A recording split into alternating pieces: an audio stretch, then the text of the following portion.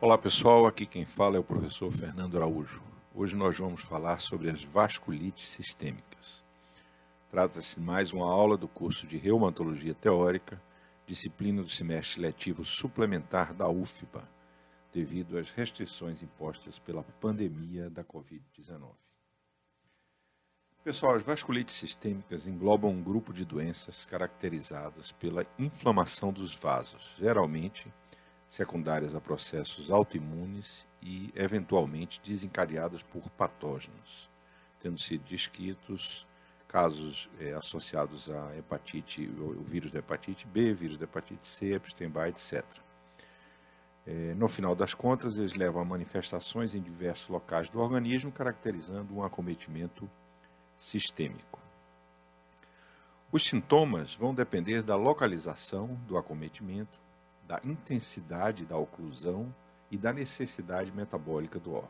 Por exemplo, se há uma oclusão parcial de uma artéria de um membro, pode ser que em repouso o paciente seja assintomático, mas ao movimentar, com o aumento da demanda energética, apresente dor, levando, portanto, a um quadro de claudicação. As vasculites são, em seu conjunto, um grupo raro de doenças, com incidência anual de cerca de 50 casos por milhão, o que dá pouco mais de 10 mil casos novos ao ano no Brasil e 200 casos aqui para a nossa realidade em Salvador. O capítulo das vasculites talvez seja o mais complexo dentro da reumatologia. O ideal é que pacientes com vasculite sistêmica sejam tratados em centros ou por reumatologistas habituados a cuidar dessa doença. O diagnóstico é difícil porque cada uma das diversas síndromes apresenta um grande imbricamento nas suas manifestações clínicas. Uma parte do quadro é característica dela. Uma outra parte apresenta um imbricamento com manifestações de outras doenças, portanto, confundindo o quadro. Além disso, além das próprias vasculites em si, outras doenças podem simular quadros de vasculite, como colagenoses, infecções, neoplasias. Um reflexo da complexidade do assunto é o vai e vem, tanto na classificação quanto na nomenclatura dessas doenças. Nessa linha do tempo é possível ver que a primeira descrição de vasculite foi feita em 1866 por Kussmaul e Mayer, que descreveram o que eles chamavam na época de periarterite nodosa. 31 anos depois, Dixon propôs mudar o nome para poliarterite nodosa, e mais de 80 anos se passaram até que a classificação de Chapel Hill, na Carolina do Norte, separou a maioria dos casos antes classificados como poliarterite nodosa numa nova entidade chamada de poliangeite microscópica. A segunda grande entidade foi descrita na década de 1930 pelo médico alemão Friedrich Wegener. A doença que levou seu nome até o início da década de 2010, quando seu passado nazista fez com que se recomendasse mudar o nome para granulomatose com poliangeite. Em 1952 foi feita a primeira tentativa de classificação da doença pelo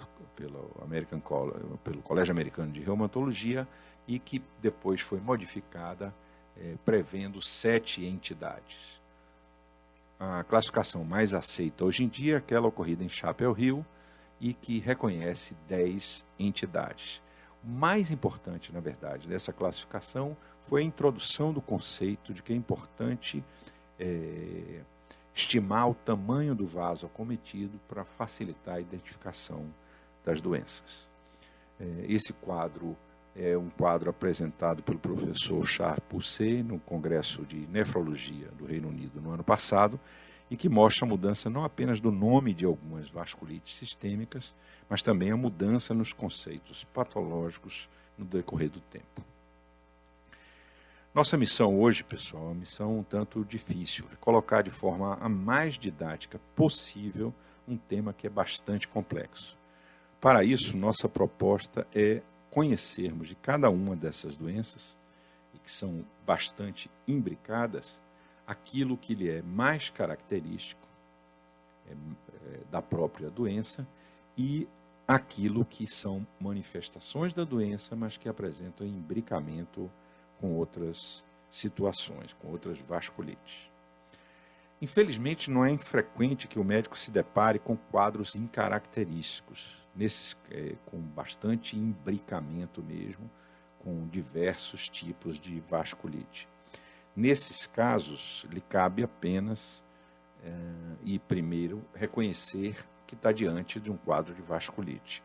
Quando é que a gente vai reconhecer isso? Quando a gente estiver diante de um quadro com uma doença inflamatória multissistêmica, com comprometimento vascular, diante de sintomas gerais, como febre, anorexia, perda de peso, adinamia, artrite, miosite, etc., e comprometimento em um desses 3 territórios: doenças respiratórias, doenças renais ou doenças neurológicas.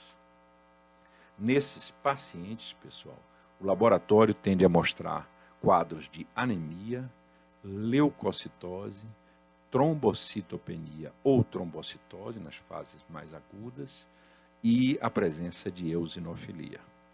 Há um aumento das provas de fase aguda, especialmente da hemossedimentação e proteína C reativa em doenças ativas, embora a proteína C reativa tenda a ser normal ou muito discretamente aumentada em doença inativa. É recomendável também solicitar os perfis hepático e renal nesses pacientes que se suspeita de vasculite, por serem úteis na monitorização do comprometimento do órgão, eventualmente no monitoramento da atividade de doença, mas frequentemente úteis no monitoramento da toxicidade da terapia utilizada nesses pacientes. Em relação aos anticorpos, o fator reumatoide e o FAM podem indicar a presença de outras colagenoses e esse primeiro identifica grande parte dos pacientes com crioglobulinemia. Entretanto, o exame imunológico mais importante nas vasculites é o ANCA.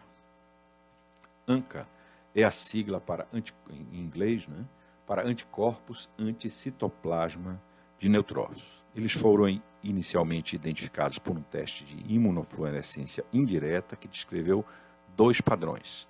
Um padrão citoplasmático, ou CANCA ou ANCA-C, e um padrão perinuclear, ou PANCA ou ANCA-P. Posteriormente, se desenvolveram imunensaios, a parte deles por ELISA, e se identificaram os autoanticorpos mais associados com esses padrões. O anticorpo antiproteinase 3 e o anticorpo antimieloperoxidase. Em relação aos exames de imagem, as anormalidades no raio-x de tórax são frequentes, mas inespecíficas, podendo mostrar infiltrados, nódulos, derrame pleural e cardiomegalia. A angiografia é útil principalmente nas vasculites que apresentam acometimento de grandes e médios vasos, em particular na arterite Takayasu, no Kawasaki e na poliarterite nodosa, quando essa apresenta comprometimento de mesentérica e renal. A angiografia pode demonstrar a presença de oclusão, tortuosidades e aneurismas, o que auxilia no diagnóstico e no acompanhamento desses doentes.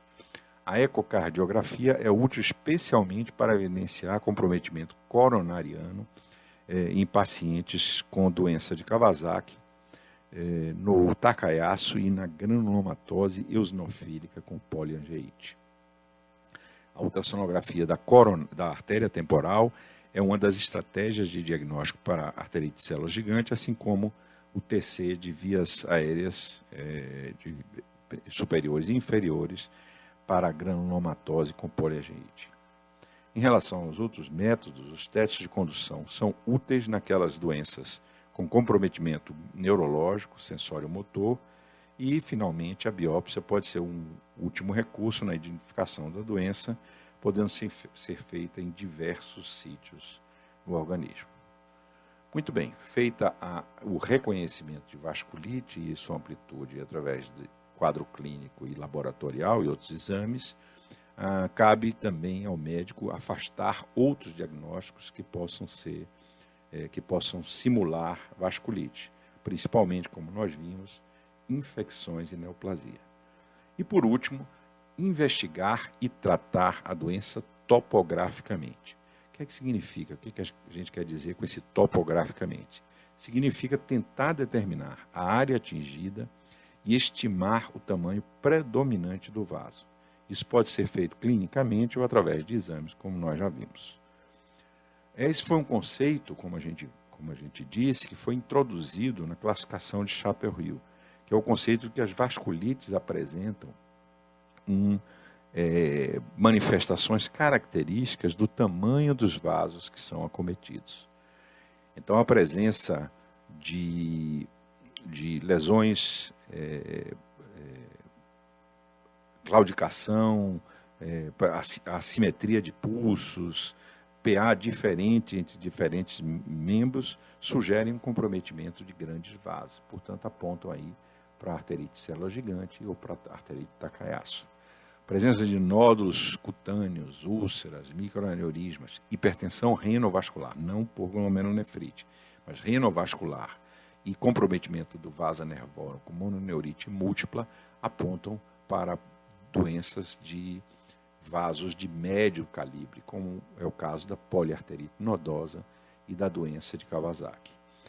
O grupo mais heterogêneo e maior é aquele com comprometimento de pequenos vasos, que pode se apresentar como lesões de pele, glomerulonefrite, comprometimento pulmonar e em outros setores do organismo. É o grupo maior, como a gente viu, era o grupo mais difícil de fazer os diagnósticos diferenciais até o advento dos anticorpos tipo ANCA, que facilitaram muito a distinção entre eles. Bom, vamos começar então a ver as vasculites pelas vasculites de grandes vasos. A arterite de célula gigante e a arterite de Takayasu. Pessoal, em todo paciente que tenha cefaleia temporal de início recente e queixas visuais, a gente deve sempre pensar em arterite de célula gigante com provável acometimento de artérias visuais, de artéria temporal, de artérias ópticas, de nervo óptico. Nessas situações, o caso deve ser tratado como uma emergência, devido à possibilidade de perda permanente de visão. Um reumatologista experiente no acompanhamento de vasculite deve examinar esse paciente em um prazo de 24 horas, no máximo 3 dias, segundo o guia de conduta da Sociedade Britânica de Reumatologia. Se for impossível encaminhar o paciente a um especialista nesse tempo, é recomendável iniciar imediatamente corticoide em dose alta, pelo menos 20 mg de prednisona ou equivalente, na tentativa de reverter ou prevenir uma cegueira definitiva. O médico deve insistir no encaminhamento, depois de introduzido o corticoide, insistir no encaminhamento ao reumatologista ou ao oftalmologista que tenha também experiência com vasculite. Muito bem, além do quadro de cefaleia de início recente e queixas oculares, tipicamente o paciente apresenta claudicação de membros, o que lhe leva a ter dor ao realizar tarefas que dependem do aumento da circulação nos músculos, tais como pentear-se, caminhar, etc. Mas ainda mais característica é a claudicação de mandíbula. O paciente apresenta dor e cansaço nos músculos mandibulares ao mastigar, tendo que fazer pausas para continuar. Essa é a manifestação com maior valor preditivo positivo para a presença de arterite de células gigantes, pessoal. Uma outra associação comum nesses pacientes é a chamada polimialgia reumática, que é um quadro, uma condição que se apresenta em pacientes mais idosos, mais velhos, com dor e rigidez pós-repouso, principalmente em cinturas escapulares e pélvicas e na região cervical. Alguns pacientes evoluem também com dor em joelhos e outros podem apresentar uma sinovite nas pequenas articulações das mãos. O laboratório mostra uma VHS bastante elevada, no mínimo 50 milímetros, mas frequentemente acima de 80 ou 100 milímetros. Entretanto, em cerca de 15% a VHS pode estar normal ou estar discretamente aumentada. O diagnóstico final é auxiliado pela ultrassonografia das artérias temporais e, em caso de normalidade desta, pela biópsia temporal. Ela deve ser sempre realizada, o local para a escolha da biópsia, no lado mais sintomático. Caso essa primeira biópsia seja negativa, deve-se fazer a biópsia na artéria contralateral. Ambas negativas têm um valor preditivo negativo superior a 90% nesses pacientes. A maioria dos pacientes tem um quadro precedente ou concomitante de febre, mal-estar, fadiga e perda de peso. Manifestações que são comuns, como a gente viu, na maioria das vasculites sistêmicas. A doença predomina em mulheres na proporção de 3:1 e é tipicamente uma doença da maturidade, começando sempre antes dos 50 anos e a mediana acima de 70 anos. Do outro lado do espectro aí de idade, pessoal, está a arterite de Takayasu. Ela predomina também em mulheres, um pouco mais do que células gigantes, daqui é 6:1, mas acontece em pacientes jovens, frequentemente na terceira década e, na maioria dos casos, abaixo dos 40 anos. Aqui a paciente também se apresenta com quadro inicial incaracterístico, né, de sintomas gerais e posteriormente apresenta claudicação de membros. Apresenta ainda uma diferença a hipertensão, mas uma diferença na medida da PA acima de 10 milímetros de mercúrio, quando medida em diversos membros, os superiores e inferiores, e sua manifestação mais característica, que é a redução significativa ou mesmo ausência de pulso. Em vários pacientes, a doença é descoberta simplesmente por causa dessa característica de ausência de pulso. E o paciente não apresentou nenhuma outra manifestação. A arteriografia mostra estenose e aneurisma na aorta e os seus principais ramos, e os pacientes podem apresentar ainda artralgia e também sopro nas regiões das subclávias e aorta abdominal. Eventualmente podem cursar com manifestações no sistema nervoso central e manifestações de isquemia em vasos intestinais. Em relação às vasculites de médio calibre, vamos ver a poliarterite nodosa e a doença de Kawasaki. Na poliarterite nodosa, a doença é 2 vezes mais prevalente em homens do que em mulheres. A idade de início é por volta dos 40 anos. Na PAN, várias das manifestações que são consideradas incaracterísticas em outras vasculites, aqui são bastante predominantes. Entre elas, os sintomas gerais, fraqueza, fadiga, febre e perda de peso, acompanhada por dores abdominais e, eventualmente, também dor testicular. Os pacientes se queixam também de fraqueza e dor em membros. A pele é frequentemente atingida, com o paciente podendo apresentar livedo reticular, rache e úlceras. E por comprometer vasos de médio calibre, a PAN leva a problemas renovasculares, caracterizados por hipertensão arterial secundária, de difícil controle e perda progressiva da função renal. Comprometimento da vasa nervoro leva ao quadro de mono ou polineuropatias periféricas. Por outro lado, tipicamente o paciente não apresenta, ou faz muito raramente, se alguma vez, comprometimento de pequenos vasos, não levando, por exemplo, a glomerulonefrite nem ao comprometimento pulmonar. A doença de Kawasaki é uma doença rara da infância, sendo ainda mais rara em adultos. Ela se apresenta em 3 fases. Na primeira fase, o paciente apresenta febre alta, frequentemente acima dos 39 graus centígrados, e persistente, por mais de 3 dias. Cerca de 5 dias do início da febre, o paciente apresenta uma conjuntivite, caracterizada por olhos muito vermelhos, porém sem secreção. Logo em seguida, inicia um rache polimorfo, que inclusive atingindo áreas genitais, palma e plantas dos pés, e podendo se apresentar de formas diversas, como racha eritematoso maculopapular, eritema multiforme ou escarlatiniforme. O eritema palmo-plantar pode ser acompanhado de dor e edema na região. Os lábios se mostram eritematosos, craquelados e a língua muito vermelha e edemaciada, chamada por alguns como língua em framboesa. Há uma linfadenopatia significativa, com nódulos acima de 1,5 centímetros, dolorosa, especialmente em região cervical e caracteristicamente unilateral. A segunda fase se inicia 2 a 3 semanas depois do início da doença e se caracteriza por uma descamação da pele, principalmente nos pés e das mãos e, em especial, na ponta dos dedos, que pode ser mais discreta ou bastante evidente, como nós vemos aqui. Na fase 3, podem ocorrer complicações como o acometimento das coronárias, com a formação de aneurismas. Alguns pacientes podem apresentar algumas características menos comuns, incluindo sintomas gastrointestinais, com diarreia, náusea, vômito e dor abdominal, respiratório, com tosse e rinorreia, e sintomas reumatológicos.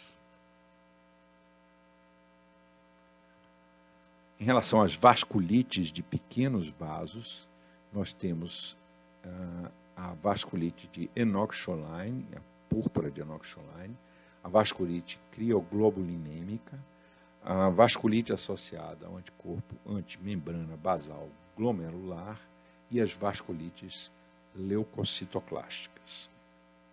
Em relação às vasculites leucocitoclásticas, pessoal, a gente não vai se deter muito nela, não, porque a imensa maioria dos casos se limita a manifestações de pele sem quadros sistêmicos. São as chamadas angeites leucocitoclásticas cutâneas.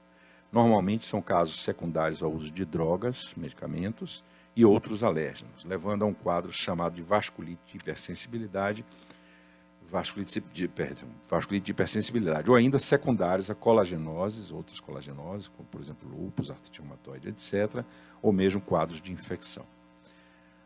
Para esclarecer, leucocitoclasia significa literalmente quebra ou fragmentação dos leucócitos. Esse é um achado comum a qualquer tipo de vasculite que atinja vasos de pequeno calibre, não se constituindo em um diferencial de uma doença. Nos pacientes que têm vasculite leucocitoclástica com manifestações sistêmicas, o quadro é bastante pleomórfico e incaracterístico, mas sempre com a tendência de predominar em pele.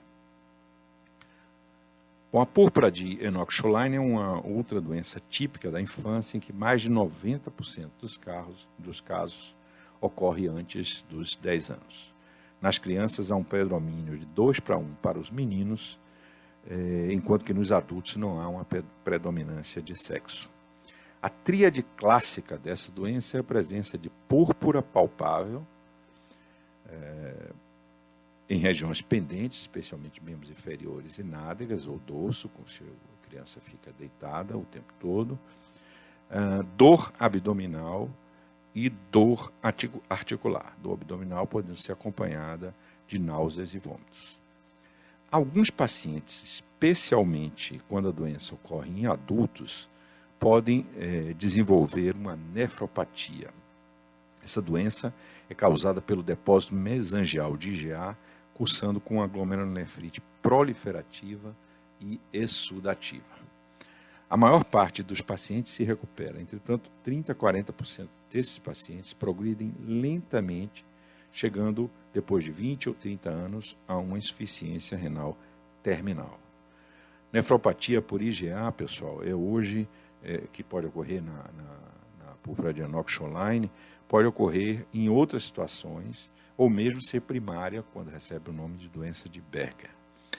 Ela é considerada hoje a doença glomerular mais prevalente do mundo e, junto com a nefropatia diabética, uma causa importante de insuficiência renal crônica.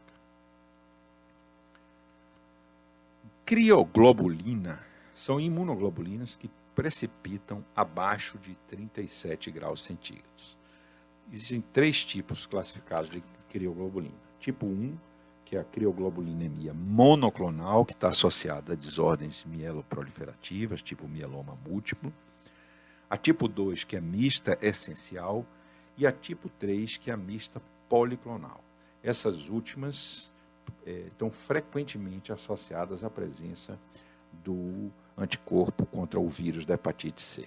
Então, frequentemente associadas com imunocomplexos com esses anticorpos. E tende a ser a mais comum. Grande parte dos portadores de crioglobulinemia são assintomáticos ou oligossintomáticos.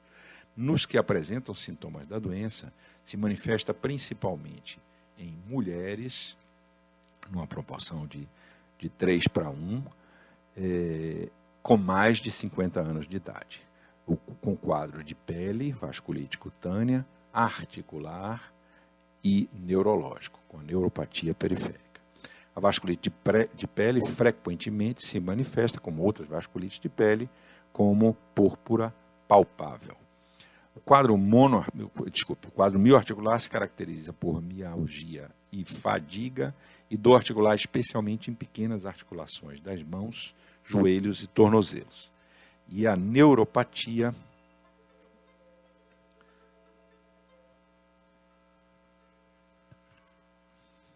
peço perdão aí pela interferência aqui do alarme. E a neuropatia pode se manifestar com quadro sensorial ou motor periférico.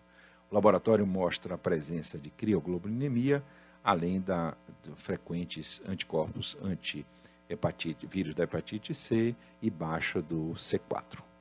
Mais raramente, esse paciente pode apresentar um quadro mais grave com glomerulonefrite e, mais raro ainda, com comprometimento pulmonar ou gastrointestinal. Os pacientes com crioglobulinemia associada à doença mieloproliferativa podem apresentar uma síndrome de hiperviscosidade que se manifesta com o fenômeno de Renault, necrose e trombose arterial. Necrose de extremidades, como a gente vê aqui, e trombose arterial. A doença dos anticorpos antimembrana basal glomerular, também conhecida como síndrome de Goodpasture, é uma das síndromes pulmão-rim. A doença é rara, ela ocorre em um padrão bimodal entre os 20 e os 30 anos, quando predomina em homens, e um outro padrão entre os 60 e 70 anos, quando há predominância feminina. Como seu nome já diz, ela se caracteriza pela presença de anticorpos antimembrana basal, que levam a uma glomerulonefrite e a uma lesão alveolar, levando no rim a hematúria, edema, hipertensão e, eventualmente, uremia, e nos pulmões, tosse, dispneia e sua manifestação mais característica, que é a hemorragia. A presença de hemorragia varia a apresentação, desde uma hemorragia assintomática ou muito discreta, até hemorragias maciças com insuficiência respiratória. E, finalmente, entramos no grupo que existem as maiores dificuldades diagnósticas, porque se trata de entidades que acometem vasos de maior variedade, desde vasos de pequeno calibre, até médio calibre, até vasos venosos. A descoberta dos anticorpos ANCA deu não apenas um nome para essas doenças, que são conhecidas como vasculites associadas ao ANCA, como facilitou sobremaneira sua distinção. Compõe o grupo a poliangeite microscópica, a granulomatose com poliangeite, antes chamada de granulomatose de Wegener, e a granulomatose eosinofílica com poliangeite, antes chamada de vasculite de Churg-Strauss. A granulomatose com poliangeite, pessoal, faz parte das doenças com a apresentação pulmão-rim. Nesse caso, precedida caracteristicamente por manifestações do trato respiratório superior. O quadro apresenta um ligeiro predomínio masculino, se iniciando por volta dos 45 anos. O paciente apresenta quadro de rinite, epistaxe recidivantes e inflamação das cartilagens com condrite de orelhas e nariz, que pode levar a essa imagem do nariz em cela. O acometimento pulmonar se manifesta por tosse, dispneia e hemoptise, e nos rins a doença leva a uma glomerulonefrite necrotizante com nefrite, hematúria e insuficiência renal progressiva. Além do quadro das vias aéreas respiratórias superiores, a granulomatose com poliangeite se diferencia das demais condições com apresentação pulmonar renal, como é o caso de lúpus, crioglobulinemia e Goodpasture, pela presença do padrão ANCA citoplasmático e dos anticorpos antiproteinase 3 em mais de 80% dos pacientes. Além disso, o paciente pode apresentar um acometimento neurológico, tanto periférico, com mononeurite múltipla, quanto central, com vasculite do sistema nervoso central, conjuntivite, esclerite, púrpura palpável, lesões granulomatosas na pele, artrite e artralgia. Uma minoria pode apresentar um padrão de ANCA periférico ou com anticorpos anti-mieloperoxidase. O quadro eventualmente descrito é o do pseudotumor de órbita, onde há uma infiltração inflamatória nessa localização, levando à proptose unilateral.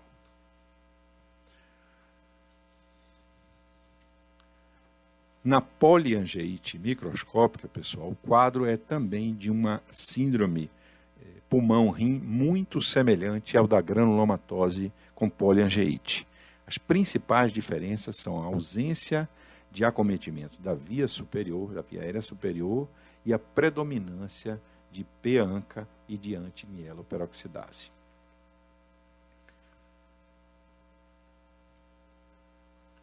Na granulomatose eosinofílica com poliangeite, antigamente chamada de vasculite de Churg-Strauss, como nas demais vasculites associadas ao ANCA, há um discreto predomínio masculino e um amplo acometimento etário com média em torno dos 38, 40 anos de idade.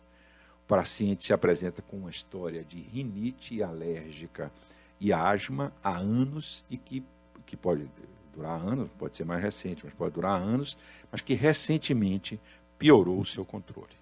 Na fase de vasculite apresenta uma pneumonia e uma gastroenterite eosinofílicas, levando a tosse, hemoptise, diarreia, dor abdominal e sangramento gastrointestinal. O acometimento cardíaco é característico e é uma causa importante de morbimortalidade, com miocardite e infarto agudo do miocárdio. O acometimento renal é menos frequente do que nos pacientes com GPA e MPA, ocorrendo apenas em 40%, no máximo 40% dos pacientes. O que é importante aqui, pessoal? Os achados de asma e eosinofilia ajudam a distinguir a glomerulomatose eosinofílica com poliangeite das demais vasculites associadas ao ANCA. Aliás, o advento dos testes de ANCA, como nós dissemos, representou uma revolução no entendimento das vasculites associadas ao ANCA. Recentemente, duas importantes modificações foram propostas em relação aos critérios associados a essas doenças. A primeira é na ordem que os testes devem ser solicitados.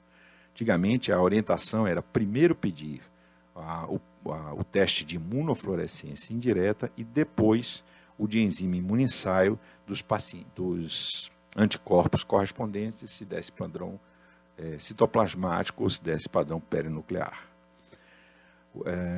O reconhecimento da prevalência desses anticorpos, da importância desses anticorpos nessas doenças, demonstrou que a melhor conduta é inverter isso. É fazer primeiro, frente a um paciente que tem uma síndrome pulmão-rim, que você tem uma suspeita de vasculite associada ao ANCA, é primeiro dosar os anticorpos específicos, anti-PR3 e anti-MPO. E apenas solicitar o ANCA se ambos os anticorpos forem negativos. Se o antiproteinase 3 estiver positivo, isso significa provavelmente a presença de GPA ou de GPA eosinofílica, e se for um padrão anti-MPO, provavelmente de MPA e eventualmente GPA, GEPA. Se ambos forem negativos, então é que se solicita o ANCA. E uma razão ainda mais forte para isso foi que mais recentemente, para ser preciso, esse ano, foi